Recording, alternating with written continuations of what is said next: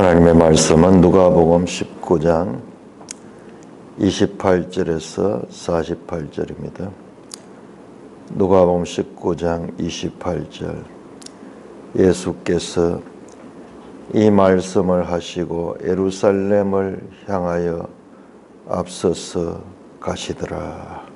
감람몬이라 불리는 산 쪽에 있는 벳바게와 베다니에 가까이 가셨을 때에 제자 중 둘을 보내시며 이르시되 너희는 맞은편 마을로 가라.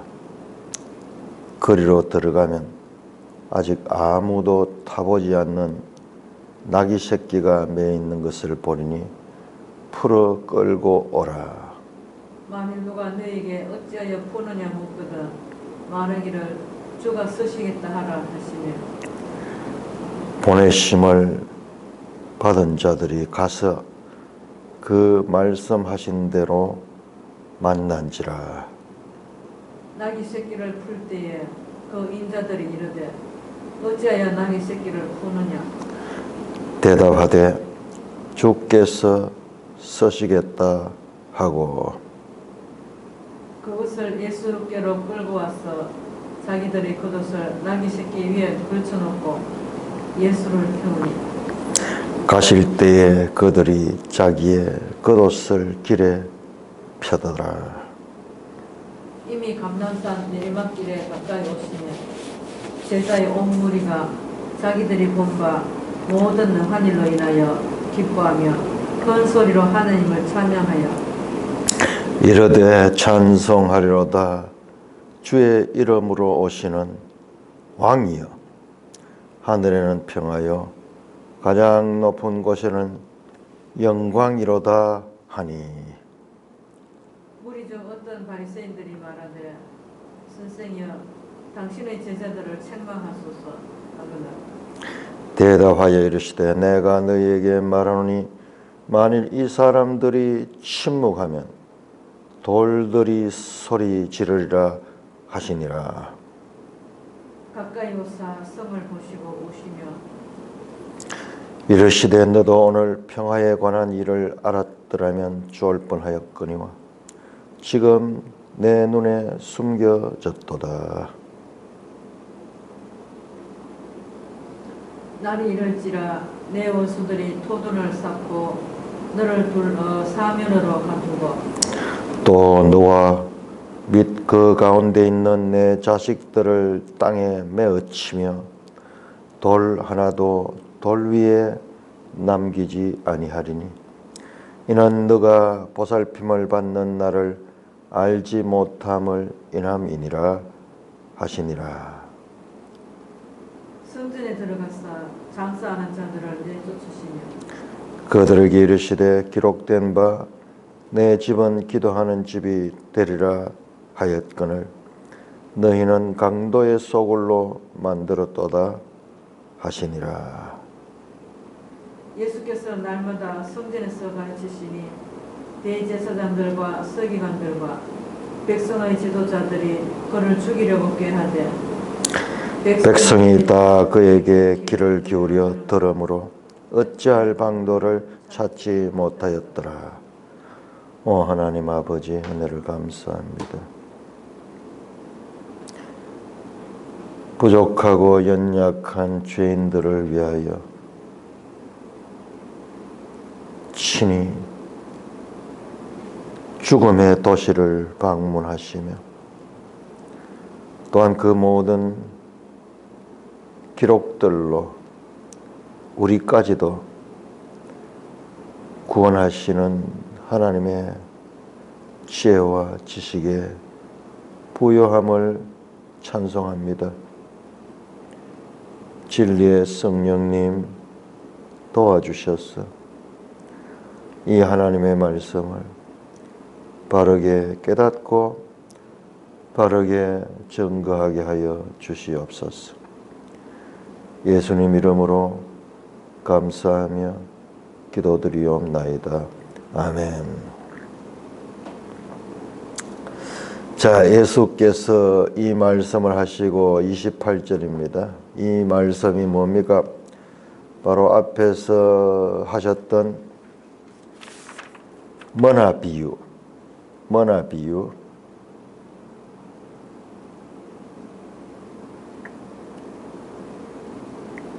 특별히 결론적으로 무릇 있는 자는 받겠고 없는 자는 그 있는 것도 빼앗기리라. 그리고 내가 왕됨을 원하지 않은 저 원수들을 이로 끌다가 내 앞에서 죽이라 하였느니라 하는 이 말씀을 하시고, 그러니까 이 비유의 말씀과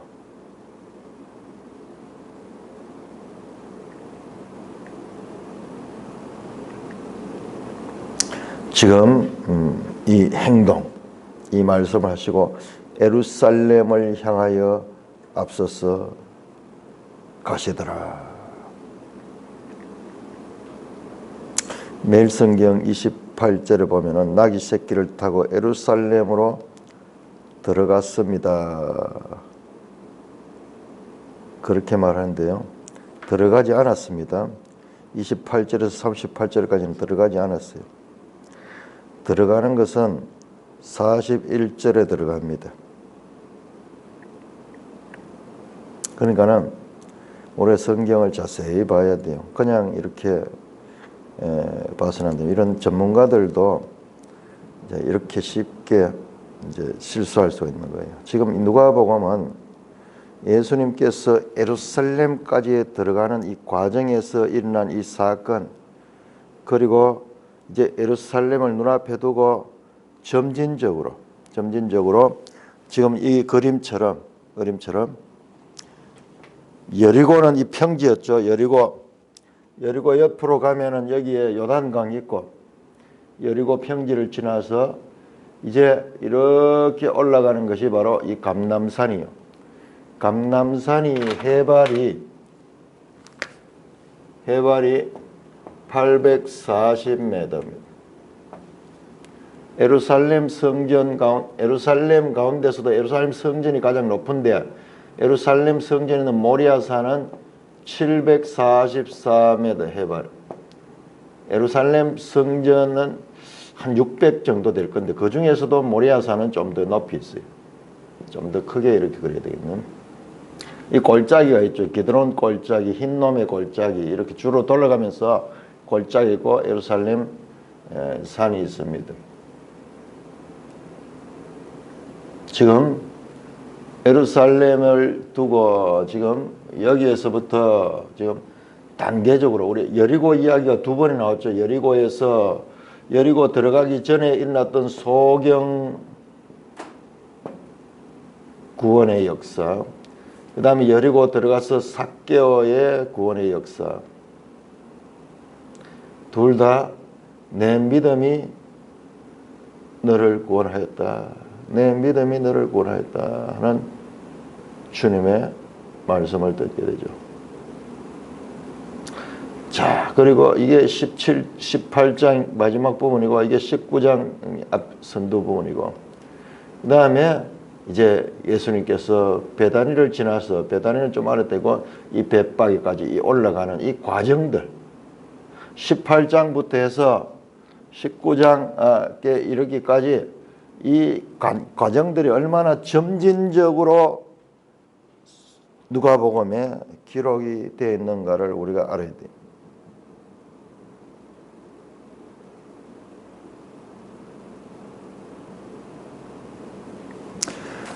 여리고 가까이에서 소경을 고치고, 19장 1절에 여리고로 들어와서 삭개오를 고치고, 19장 11절에 예루살렘 가까이 왔다 그러고, 그 다음에 19장 28절 오늘 본문에 예루살렘을 향하여 가다가 29절에 보면 감람원이라 불리는 산 쪽에 있는 벳바게와 베다니로 갑니다.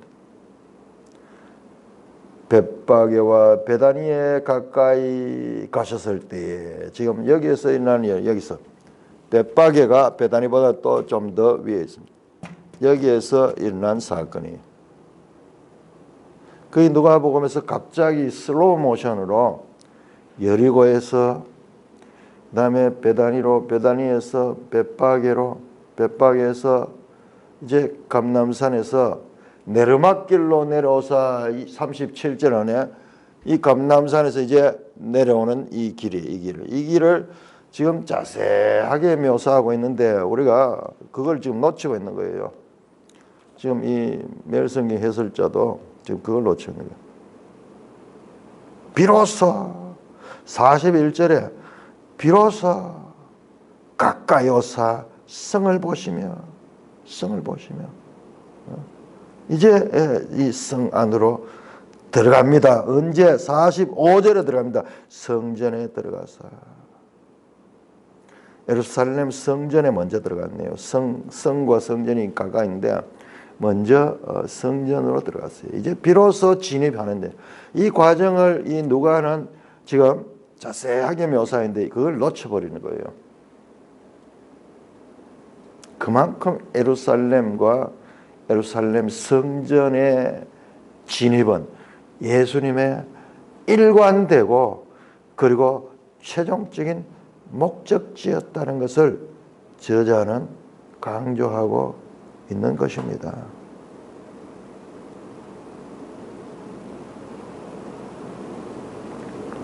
그걸 놓치면 안 돼요. 예수께서 이 말씀하시고 예루살렘을 향하여 앞서서 가시더라. 마태복음에도 그런 게 나오는데요. 앞서서 가신다. 그 죽음의 길, 예수님은 예루살렘에서 자기 신 앞에 기다리고 있는 사건들을 잘 알고 있습니다. 그것은 바로 십자가의 고난과 죽음과 부활을 이루어야 될 때입니다. 예수님이 이 땅에 오신 목적을 성취할 때가 가까이 왔다는 것을 아시고 앞서서 적극적으로 선두에 서서 가셨습니다. 감람산이라 불리는 산 쪽에 있는 벳바게와 베다니 가까이 가셨을 때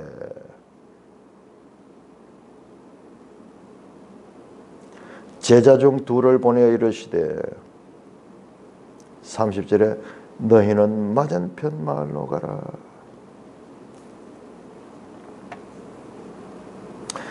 그리로 들어가면 아직 아무도 타보지 않은 나귀 새끼가 매어 있는 것을 보리니 풀어 끌고 오라.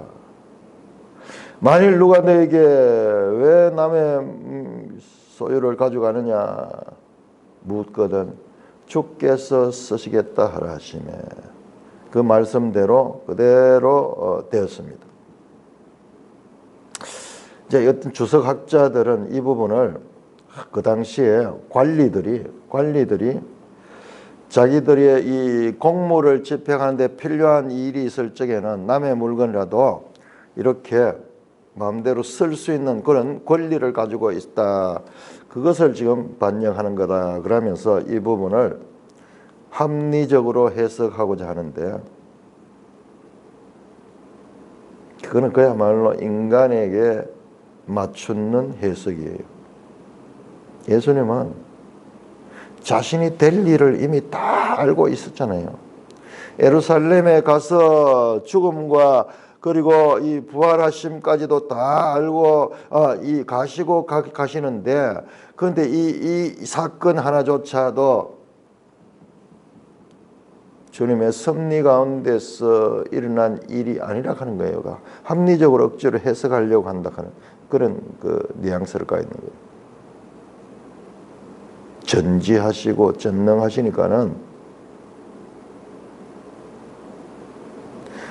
그 당사자 입장에서는 너무 놀라운 일이에요. 낯선 동네에 와가 사람들이 와 자기 재산인 나귀 새끼를 풀어가니까는 그런데 예수님 말씀대로 주께서 쓰시겠다 그 말 하니까 마치 약속되어 있었던 듯이 그 사람들이 아무 말 안 하고 그 나귀를 쓰도록 했습니다.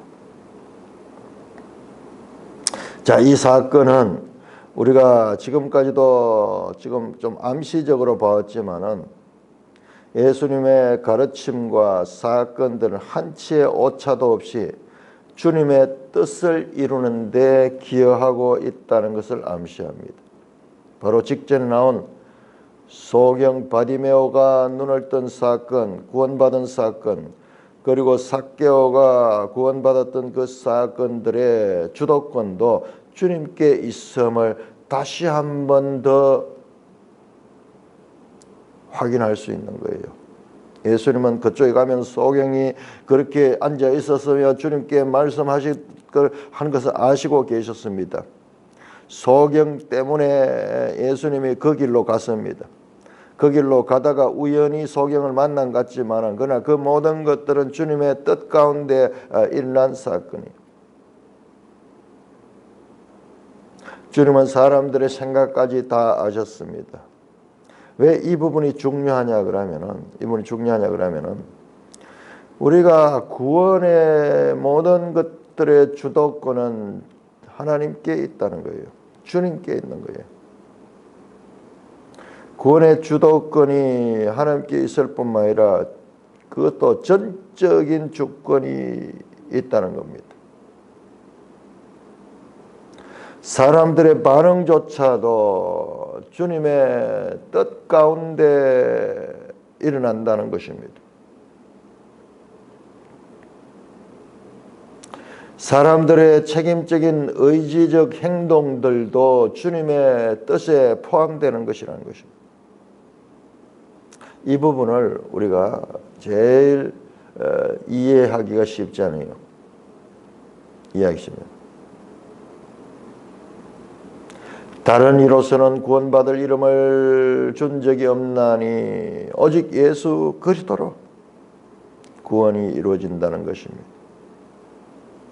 예수 그리스도의 구원 사역과 성도들의 믿음이 연합해가지고 하나님 반텀, 사람 반텀으로 구원이 이루어지는 것이 아니고 그건 인간의 생각이고 그조차도 그 믿음조차도 하나님의 섭리적인 역사 안에서 이루어진 것이라는 것입니다.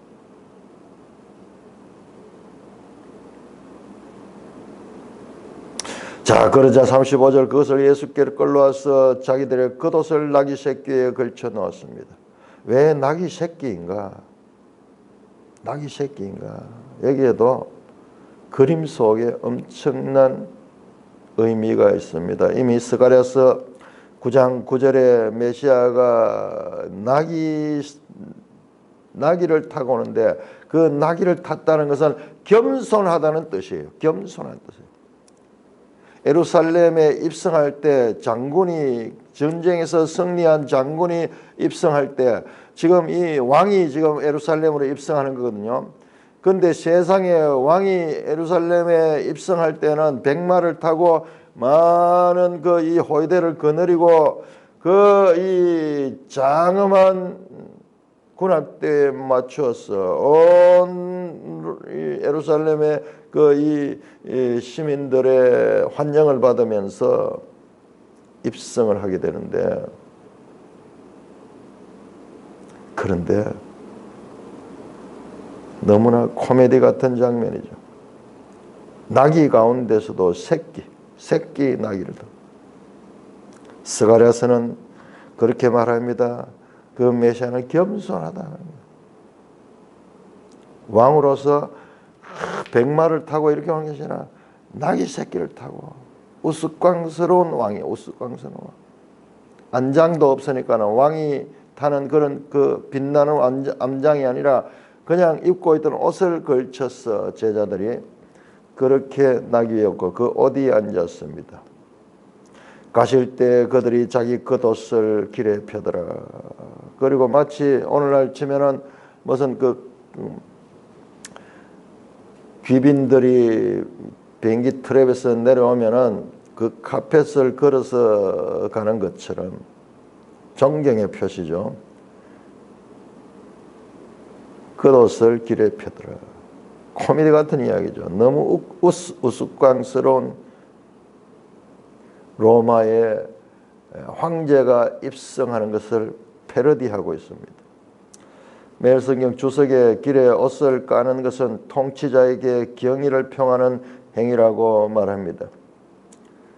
열왕기하 9장 13절 보면은 그 왕정시대에 에후가 왕이 되었을 적에 왕이라고 선포하자마자 옷을 벗어서 그 길에 깔고 말을 타고 거리로 지나가도록 하는 게 하나의 왕으로 인정하는 그와 같은 그림입니다. 왕은 왕인데 너무 우스꽝스러운 왕이 백마를 타고 위험 있게 입성하는 왕이 아니라 나귀를 타고, 그것도 새끼 나귀를 타고 그렇게 입성을 하고 있습니다. 여기에서 엄청난 메시지가 있습니다. 로마의 지도자들의 입성 장면과 대조적입니다. 로마 황제는 칼로 백성을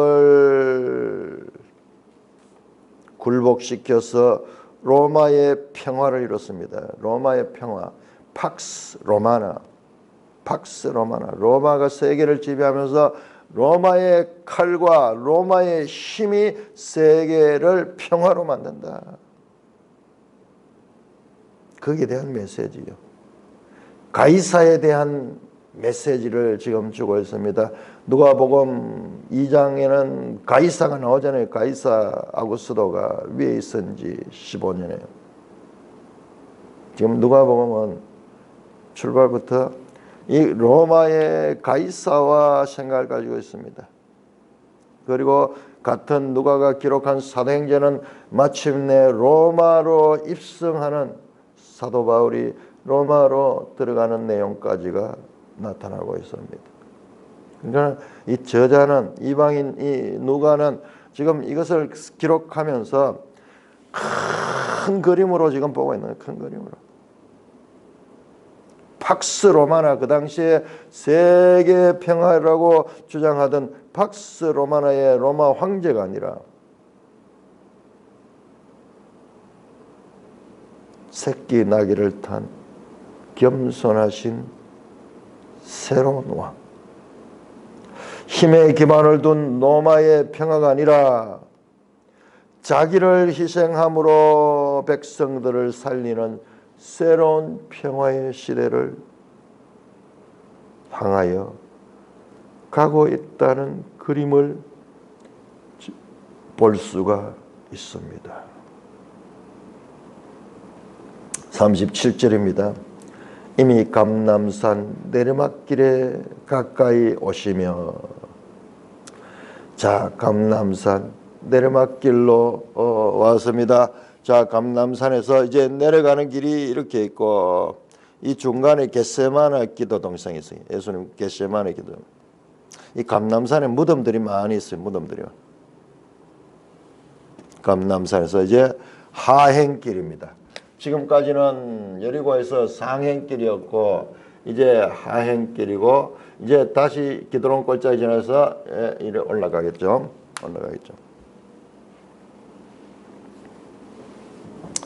37절입니다. 이미 감람산 내리막길에 가까이 오시매 제자의 온 무리가 자기들의 본바 모든 능한 일로 인하여 기뻐하며 큰 소리로 하나님을 찬양하며.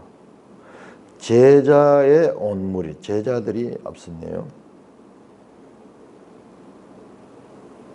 자기들이 본 바 모든 능한 일로 인하여 기뻐하며 큰 소리로 하나님을 찬양했다. 자기들이 본 바 모든 능한 일, 예수님께서 오셔서 기적을 베푸시고 그리고 여러 가지 이 놀라운 그와 같은 치유 사역을 했던 그런 것들로 인하여 기뻐하며 큰 소리로 하나님을 찬양했다. 우리 앞에서 나왔죠. 18장 19장 11절에서 예수님은 지금 예루살렘 가까이 왔는데 그 제자들 비롯한 무리들은 하나님 나라가 당장에 나타날 줄 생각하고 있는 거예요. 지금 너무 영광스러운 일이 지금 눈앞에 있다. 그래서 기뻐하면서 큰 소리로 하나님을 찬양하며 이르되 38절 찬송하리로다 주의 이름으로 오시는 왕이여 하늘은 평하여 가장 높은 곳에는 영광이로다 하니. 이것도 코미디 같은 장면이에요. 이들이 지금 찬송하는 것은 영광의 주님이 이제 예루살렘에 입성하시면 이제 왕이 앉아서 이 모든 나라들을 통치하시는 그런 이 영광의 때가 올 것이라는 생각을 가지고 이 찬송을 부르는데요. 주의 이름으로 오시는 왕이여. 여기에 시편 118편 26절에 나오는 내용이에요. 찬송을 주의 이름으로 오시는 분이여. 그런데 여기는 왕이라는 말은 여기에 들어가 있습니다. 왕이다. 제자들도 어느 정도 눈치는 채고 있어요. 왜냐? 바로 앞에서 예수님께서 머나 비유를 할 때 그 주인이 누굽니까? 왕위를 받아가지고 오는 분이었잖아요. 그러니까는 그들은 지금 기대에 들떠 있는 것 같아요. 지금 너무 기쁜 거예요.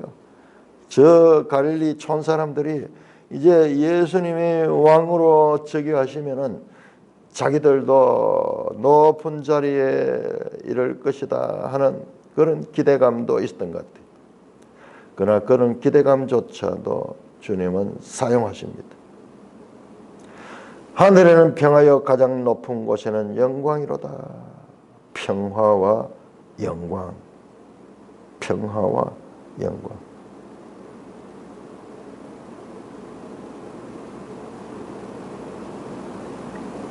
그러면서 예수님의 입성을 찬송하며 함께하고 있습니다. 39절 무리 중 어떤 바리새인들이 말하되 선생이여 당신의 제자들을 책망하소서. 왜 이런 말을 했겠어요? 왜 당신의 제자들을 책망? 바리새인들이 볼 적에 제자들이 지금 너무나 이 놀라운 말을 하고 있는 거예요. 가당 찾는 말을 하고 있는 거예요. 이 나귀를 타고 있는 예수님을 왕으로 경배하는 찬양을 하고 있는 거예요. 그러니까는 바리새인들이 예수님께 말합니다. 예수님 지금까지 겸손하고 그리고 이 자기 자신을 드러내지 않고 그렇게 했잖아요. 그런데 그 예수님을 향하여 왕이라고 하니까는 바리새인들이 당신의 제자들을 책망하소서. 그때 예수님이 대답하기를 내가 너에게 말하니 만일 이 사람들이 침묵하면 돌들이 소리를 지르리라 하시니라.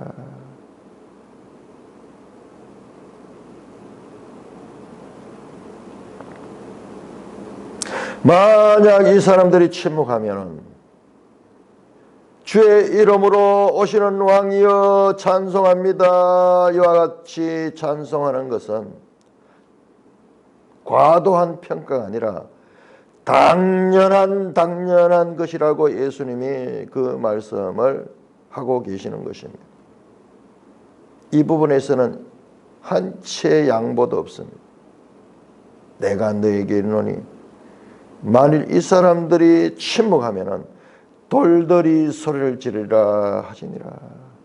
돌은 누굽니까? 돌은 무생물이잖아요. 입도 없잖아요. 다른 동물들이 소리 지른다 해도 그한데 돌들이 소리 지른다. 무생물조차도 뭐냐? 모든 피조물조차 피조물들이 그와 같이 소리를 지르게 될 것이다. 피조물이 그 소리를 지르게 될 것이다. 피조물들이 다 귀가 있어요. 다 귀가 있어요. 모든 피조물들이 입이 있습니다. 입이 있습니다. 어떻게 하느냐? 예수님께서 천지 창조를 하실 적에 말씀하심에 그대로 이루어졌어요. 하나님의 음성에 반응하는 그와 같은 것들이 피조물에 있다는 거예요. 우리처럼 꼭 귀가 있고 눈이 있고가 아니라 약간 거기에 어떤 기관이든지 그렇게 반응하는 그와 같은 피조물들이 그렇게 반응한다는 것입니다. 이 말씀은 지금 예수님이 자신이 창조주고 자신은 왕 중에 왕이라는 것을 지금 시인하는 그와 같은 말씀입니다.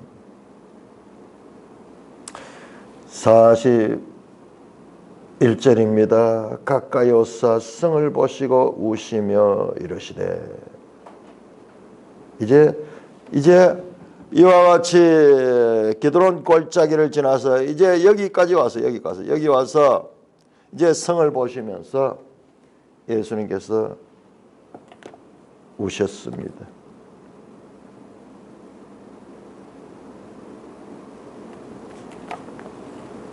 너도 오늘 평화에 관한 일을 알았더라면 좋을 뻔하였거니와. 예루살렘 성을 향하여 너라고 인격적으로 표현하고 있습니다.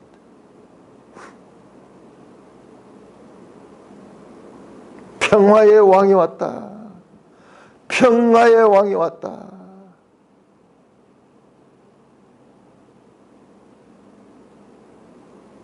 이와 같은 예수님이 오시면서 참 평화가 이루어지는 이와 같은 일을 알았더라면 좋을 뻔하였거니와. 좋을 뻔하였거니와. 이렇게 그 일이 알지 못했다는 거예요. 지금 내 눈에 숨겨졌도다. 예루살렘을 인격적으로 보면 네 눈에 숨겨졌도다. 좋을 뻔했지만은 그러나 지금은 너희 눈에 숨겨 너희가 보지 못한다. But now예요. 좋을 뻔하였거니와 but 그러나 너희는 보지 못한다. 숨겨졌다. 너희가 소경이다. 눈이 있어도 보지 못하고 있습니다. 참 소경이었던 바디메오는 주님을 보고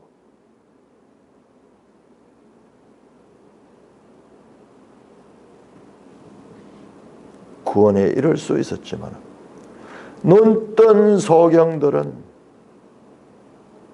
지금 주님을 보지 못하고 있습니다. 이것을 볼 수 있고 이 평화에 관한 이 사건을 알았더라면 그들은 영원한 생명에 이르는 복을 받을 텐데 그렇지 못하니까는 주님이 지금 우시는 거예요. 우시는 거예요. 그러면서 43절 날이 이를지라 내 원수들이 토둔을 쌓고 너를 둘러 사면으로 가두고 또 너와 및 그 가운데 있는 내 자식들을 땅에 메어치며 돌 하나도 돌 위에 남기지 아니하리니.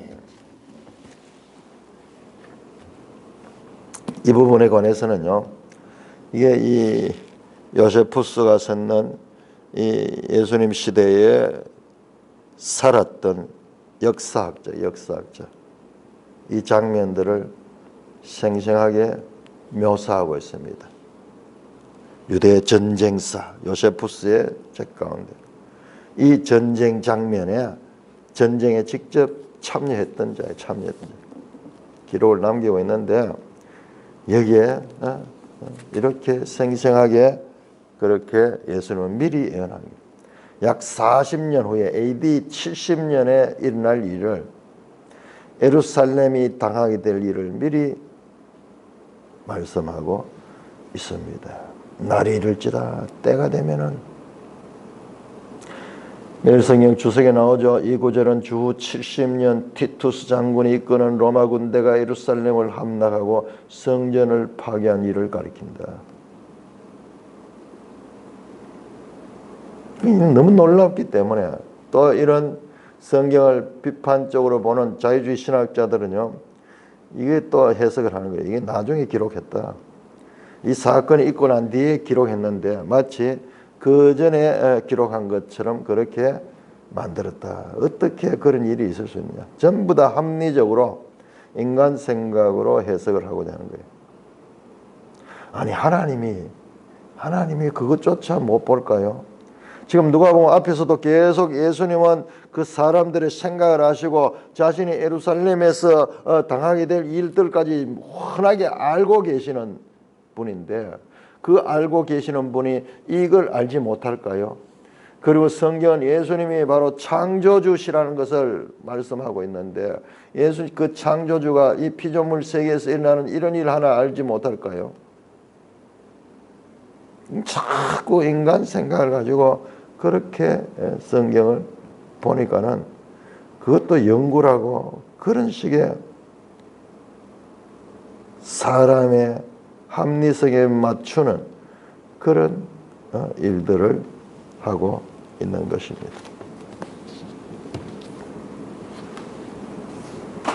이 지금 잘 안 보이는데 이 그림이 나와요. 그 이 성이 완전히 불타버리는 로마 군대가 진격하고 그리고 거기에다 성문을 부수는 그런 그런 기구들 공성투획하는 그런 거 이용해가지고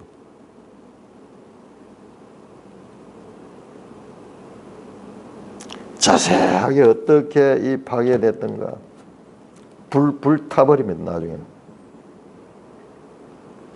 네 원수들이 토돈을 쌓고 이것은 이 예루살렘 성에 공격하기 힘들면 산 위에 있으니까 여기에다가 이 지금 흙을 쌓아가지고 이리 올라가지고 그래가지고 자기들도 정면으로 그렇게 공격하도록.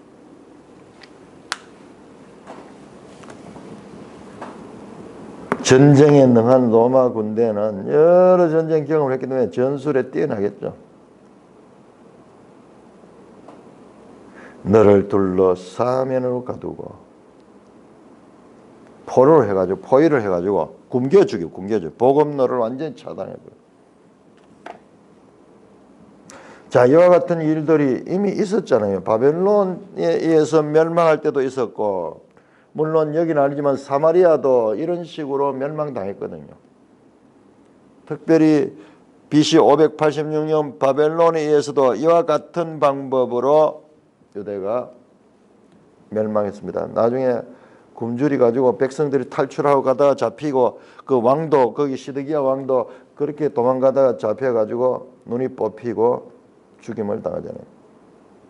그 일들이 약 600여 년 전에 일어난 일들이 다시 동일하게 반복적으로 일어날 것을 예수님께서 미리 보시고 성을 보시며 오셨다.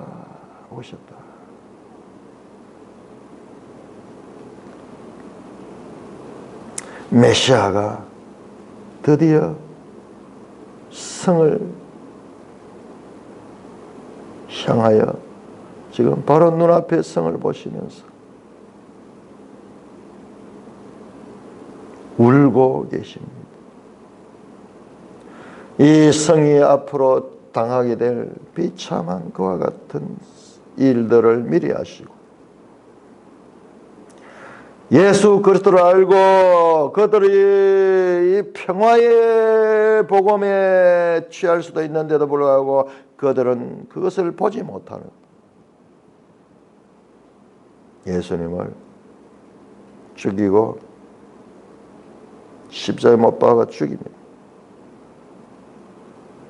지금 예수님은 그 일을 보고 자신의 죽음에 대해서 말한 게 아니라 너의 불쌍한 예루살렘의 멸망에 대한 것을 안타까워하며 우시고 계십니다.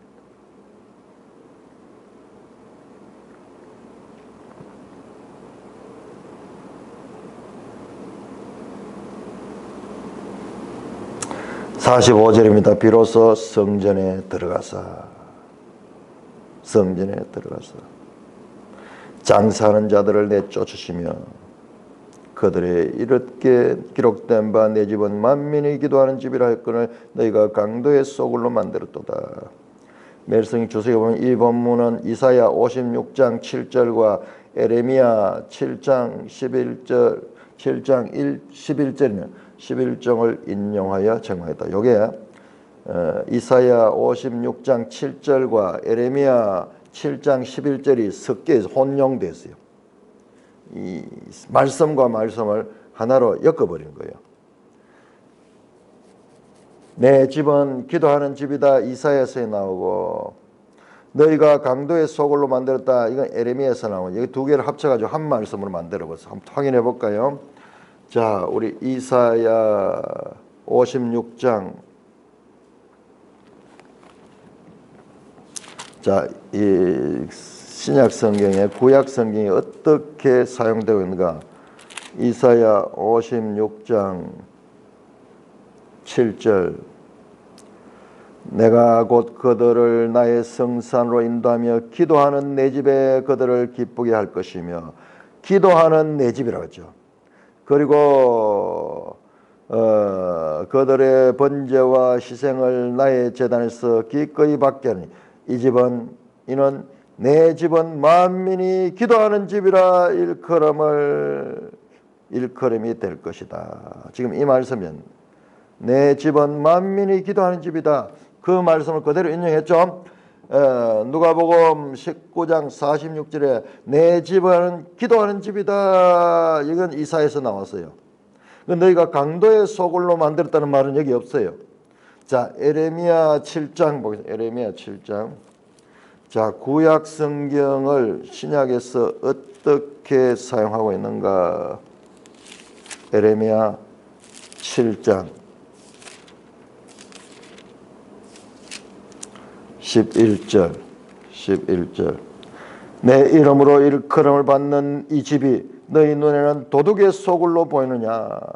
보라, 나 곧 내가 그것을 보았노라. 예수님은 마치 화가가 팔레트에 물감을 짜놓고 그냥 한 색깔만 이렇게 칠하는 것이 아니라 이 색깔과 이 색깔을 섞어가지고 그래가지고 색깔을 만들어가지고 칠하듯이 지금 구약 성경의 말씀들을 여기 끝과 저기 끝을 합쳐가지고 그 뜻을 그렇게 해서 표현하고 있는 거예요. 그러니 내가 이걸 보고 충격을 받았어요. 이런 식으로 구약 성경이 많이 인용이 됐어요. 말라기와 스가랴서를 같이 합쳐가지고 표현한다. 그러니까 우리가 성경을 잘 모르고 성경 말씀은 1점 희력도 뭐 틀림이 없고 뭐 이런 식으로 이야기를 하면서 말씀의 어떤 이 문자주의에 빠질 수 있어요. 그런데 그 문자주의가 아니에요. 신약 성경에 보면 할적에 말씀과 말씀들을 혼용해가지고도 그렇게 표현을 하고 있습니다. 그러니까 이 말씀의 본 뜻을 기록하신 이 영감을 주신 하나님이니까는 그렇게 말씀을 그렇게 인용하는 거예요. 자, 47절은 예수께서 날마다 성전에서 가르치니, 그러니까는 여기에 첫날 일어난 게고 첫날을 들어가서 그와 같이 성전에 들어가서 장사한 자를 내쫓았는 것 같아요. 그 다음에 날마다 하니까는요, 물러가셨다가 다시 오셨다가 물러가셨다가 다시 오셨다, 이 일을 반복하면서 그때 머물렀던 곳이 언제가 베다니에 베다니. 요한복음이나 다른 복음서를 보면 예수님께서 베다니에서 주무시고 아침에 다시 예루살렘 성전에 가시기 전에 베다니에서 나오니까 무화과 나무가 있었는데 그 무화과 나무를 말리게 하는 그 사건도 베다니에서 일어났거든요.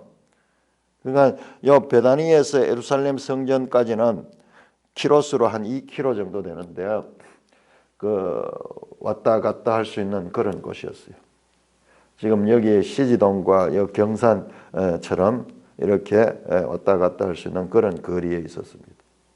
그 베다니에 막달라 마리아와 마리아, 그리고 막달라가 아니고 마르다와 마리아가 살고 있었고, 그 오빠 나사로가 있는 친구 집이 거기에 있었어요. 그래서 날마다 절이 바뀌었는데 날마다 계속 예루살렘에서 주무시지 않고 가셨다가 다시 왔다가 가셨다가 다시 왔다 하며 출퇴근하듯이 와서 날마다 성전에서 뭐 했느냐? 가르치셨다. 성전에서 가르치셨다. 이야, 너무 이상하잖아요. 우리는 성경을 그냥 보면 안 돼. 낯설게 봐야 돼요. 성전은 제사 드리는 곳인데, 그리고 앞에서 뭐 성전은 내 집은 기도하는 집이라 그랬는데, 그게 아니고 날마다 성전에서 하나님을 말씀을 가르친 거예요. 예수님이. 자, 이거를 영적으로 한번 보세요. 헤롯 시대에 만드는 건물 성전과 그리고 참 성전이신 그 예수님이 지금 만나는 거예요. 그 건물 성전에 대해서 참 성전이신 분이 뭐냐? 거기에서 말씀을 가르치시고 있습니다. 하나님 뜻을 전하는 거예요. 그러니까는 대제사장들과 서기관들과 백성의 지도자들이, 온 종교 지도자들이 그를 죽이려고 꾀했다. 바로 앞에 머나 비유에서 왕위를 가지고 오는 것을 원치 아니하고 그 왕위를 받아오는 그 주인을 대적하는 자들이 지금 여기에 등장하고 있잖아요.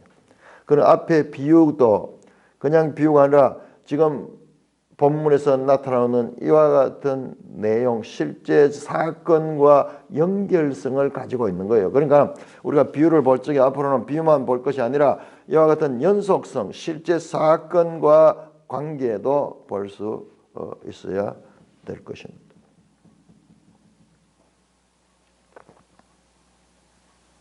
날마다 성전에서 가르쳤다. 자, 우리가 어제 그 지적을 했는데 매일성경 해설에 보니까는 19장 11절에서 13절에 그렇게 했죠. 우리가 해야 할 일이 뭐냐? 예수님이 다시 오실 때까지 우리가 해야 할 일은 예수님께 받은 은혜를 세상으로 흘려보내는 것입니다. 맞습니다. 여기까지 맞아요. 예수님이 자신이 이 땅에 계시면 하셨던 일들, 뭐예요? 소외된 자들을 환대하고 약한 자를 보호하며 죄인을 포용하는 일을 우리에게 맡겼습니다. 맞습니다. 그런데 빠졌어요. 뭐가 빠졌나? 날마다 성전에서 가르치시는 이 일이 빠졌어요. 이게 없으면은 그건 그냥 사회구원인데 그 사회구원을 하러 예수님이 오신 분이 아니에요. 이게 신학이 변질되는데 여기에서 변질되어 버린 거예요. 이거는 좀 이 휴머니티가 있는 그와 같은 사람들도 할 수 있는 거예요. 지금 사회복지제도로서도 이 일을 하고 있는 거예요.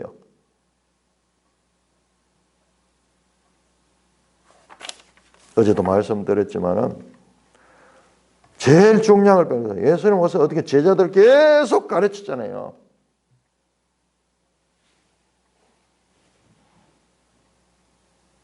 예수님이 하실 일을 우리도 이어가야 된다. 제일 우선적인 게 하는 말씀을 가르칩니다. 그리고 그와 같은 복지 사업을 병행해야 되는 것이고 우선순위는 여기 있어요. 자, 그 부분은 그냥 따라오는 거예요. 바로 하나님 말씀을 깨달으면 그 부분은 따라오게 돼 있는데 꼬리는 머리가 움직이는 대로 꼬리가 가는 건데 반대로 꼬리가 머리를 움직이는 것과 마찬가지로 그것은 조금 틀린 것이 아니라 이것은 크게 틀리는 거예요. 오늘날 신학의 문제는 다 저런 데서 나오는 거예요. 무엇이 주제고 무엇이 부제고 성경을 보기는 보는데 주제와 부제를 구분하지 못할 때 소위 외모와 공의를 구분하지 못하는 거예요. 그러니까 저런 결과가 나오고 저 결과는 나중에는 교회가 없어져 버려요. 교회가 없어지면 저런 사업도 없어집니다.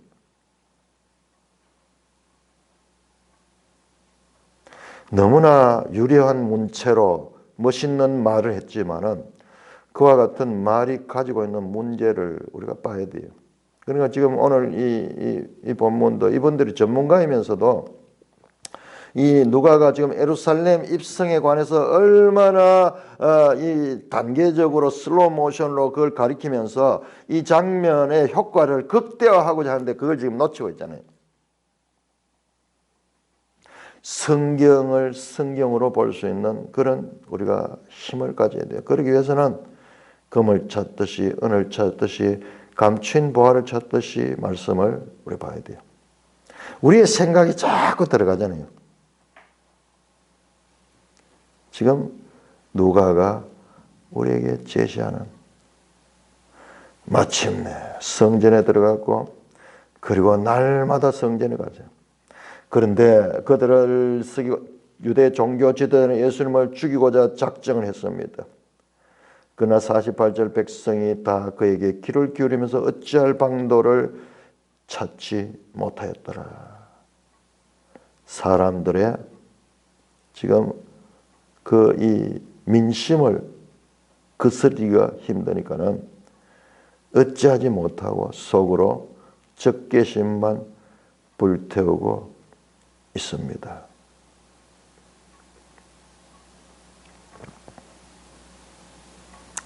초림 때 나귀를 타고 예루살렘에 오신 겸손한 왕은 재림 때 백마를 타고 그 손에는 홀과 왕권을 상징하는 홀과 그리고 불같은 금을 손에 드실 것이라고 계시록 19장 11절에서 21절은 말씀합니다.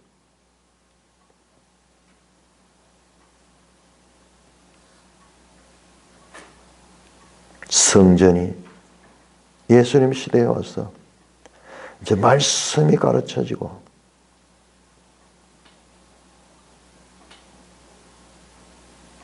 참 성전이 건물 성전에 들어와서 하시는 일입니다.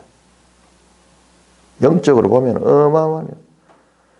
천수백 년 이어온 그와 같은 건물 성전의 시대는 끝이 나고 나중에 로마가 와서 그 끝을 내죠. 완전히 없애버리고 성전 자체를 완전히 파괴시켜버리고 그 대신에 참 성전, 너희가 하나님의 성전인 것을 알지 못하냐. 사도 바울이 우리 사람 개개인들이 심령 성전을 가지고 하나님을 모시고 그 하나님의 다스림을 받는 그 하나님 나라를 가지고 오신 것을 우리가 알게 되는 것입니다. 찬송가 313장